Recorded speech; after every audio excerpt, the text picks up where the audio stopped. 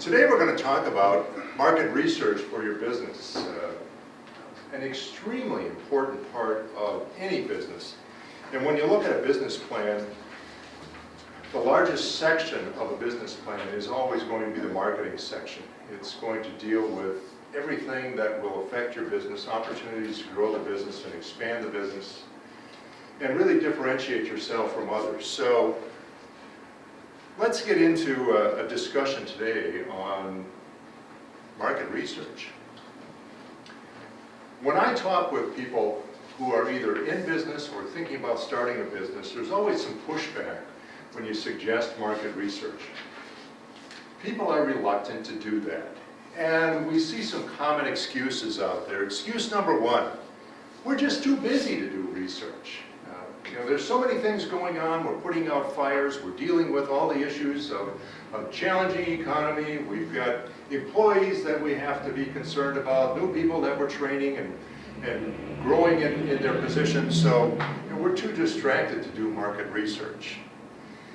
But there's so many ways that you can conduct market research that doesn't take an awful lot of time, or we can assign someone to those things to gather that background information and get it done very quickly. With our technology available the way that it is right now, we can tap into a lot of resources that a few years ago would have taken us days or weeks to accumulate. But now you've got almost immediate access to some of this stuff. Common excuse number two. We already knew there weren't any other products like it available. Don't you love it when we've got this exclusive thing? We've uncovered a brand new product or service that nobody else in the world has ever thought of. Frequently at our office, when we conduct market research for inventors, we will oftentimes discover similar, as we call it, prior art, similar existing services or products that have been out there for a period of time.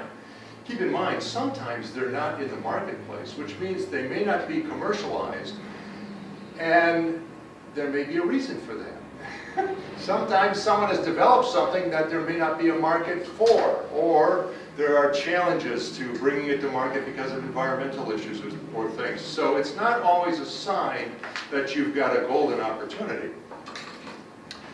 There's typically some type of competition out there. It can be a substitute good or service for what you're proposing. It doesn't have to be an exact direct fit for what you've got, but there can be some substitutes. We have to consider those things as well. And as I said, not everything always has a market for it. Excuse number three. We didn't feel that market research was important. Wow.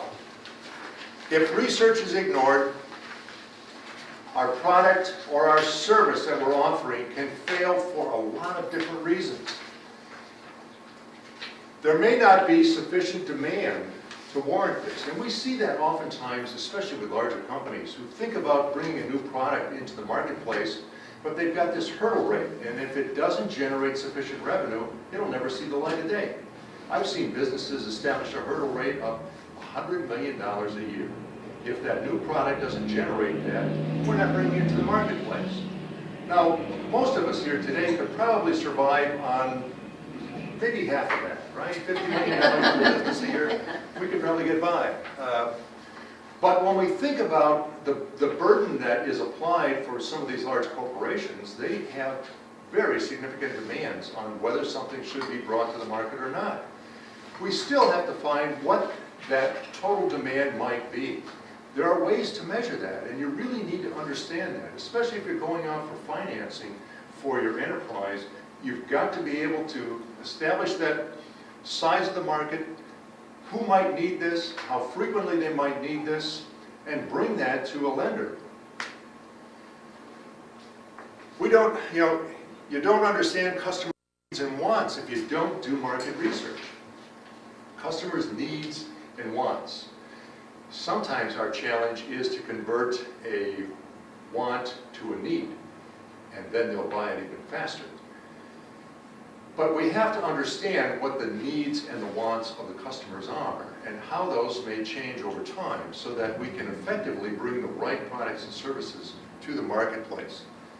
Or another issue is the market could ultimately be saturated with lots of competitive things already, and if we're bringing another piece to the table that is already covered with lots of other things, the customer is going to have difficulty, first of all, finding us. Secondly, determining that we have some opportunities that others don't provide, and that we should be the supplier of choice.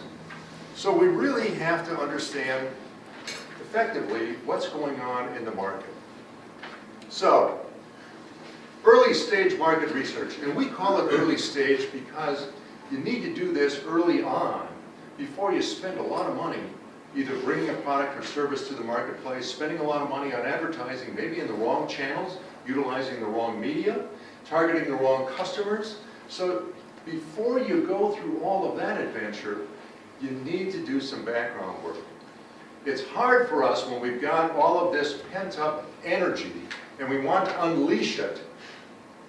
It's difficult to restrain ourselves and force ourselves to really take a scientific look at this thing.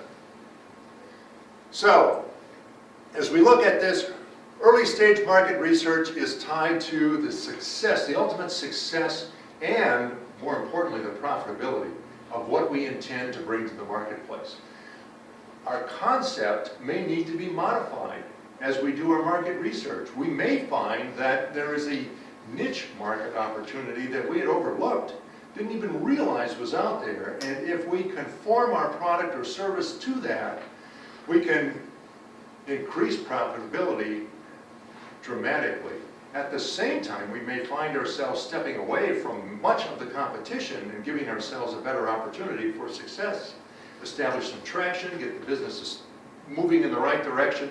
Lots of positives by doing that thing. It can help us decide whether or not to invest more resources in the project. So as we've already got enough time and money to get it this far in a concept, does it pay to take it further? Conducting market research can give us that go, no-go decision mode. Is this really going to be successful? If not, maybe this is the time to cut that cord, jettison that idea, and look for the next best opportunity going forward. It gives us the ability to make informed, strategic decisions. Because without the information, without the market research, we're just going on gut feel. And gut feel works for food, but it doesn't work well for market decisions.